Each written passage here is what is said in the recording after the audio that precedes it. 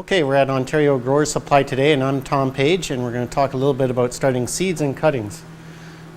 This is a very important stage, so a lot of things can go wrong and at this point, especially when we start by seed. So starting by seed, young plants are very sensitive.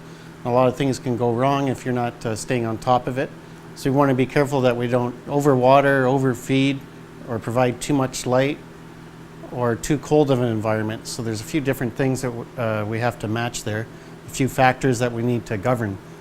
So depending how you want to start your seeds and where you're going with them will determine what kind of medium you want to start them in.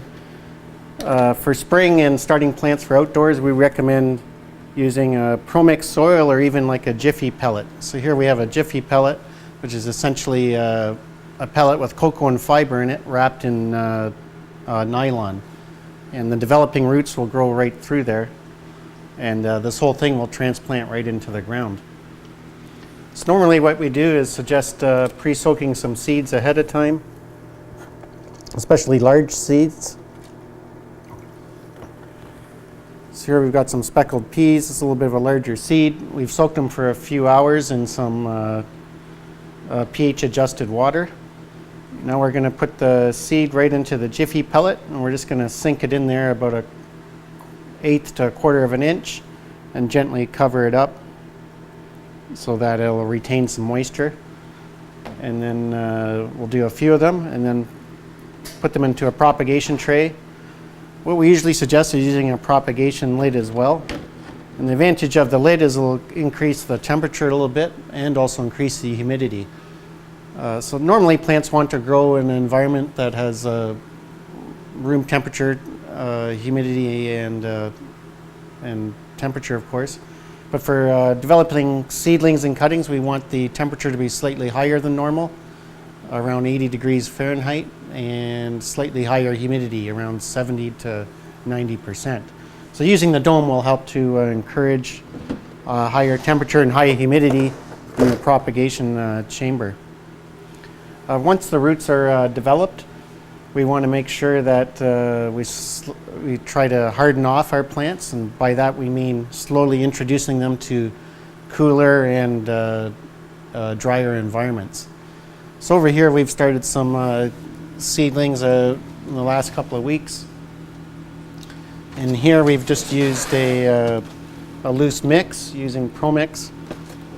The seeds now are coming along pretty good, and they're starting to show roots through the bottom of the propagation chamber.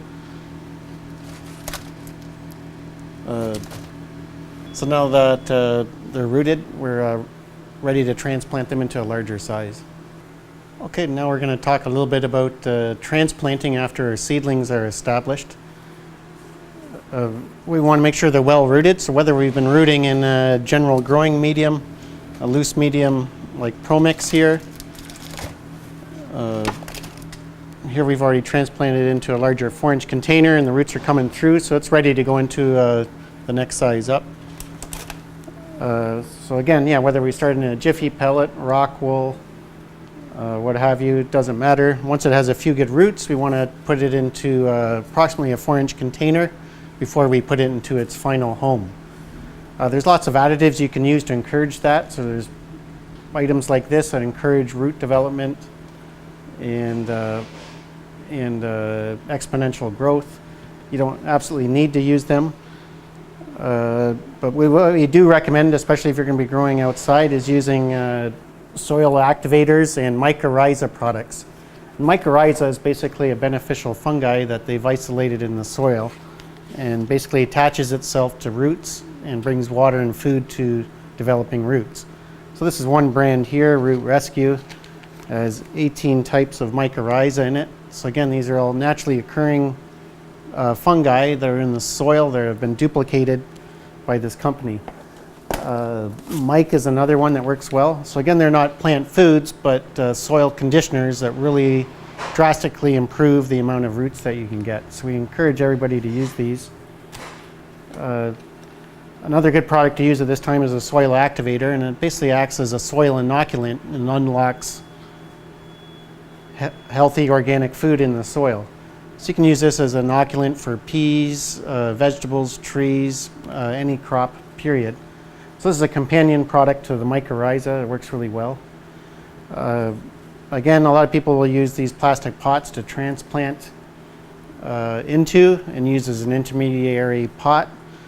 What's also popular this year, especially with eco-minded people, are these compostable pots. These are manure-based pots, so they're essentially made from manure formed into fibrous pots.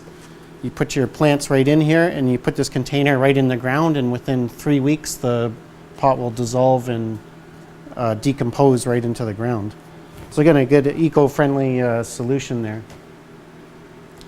So once we've mixed our soil in with some of these organic soil enhancers, we'll just wait for the roots to come through, similar to what's happening with this plant here. So again, this plant's all ready to go to the next level, to its next home.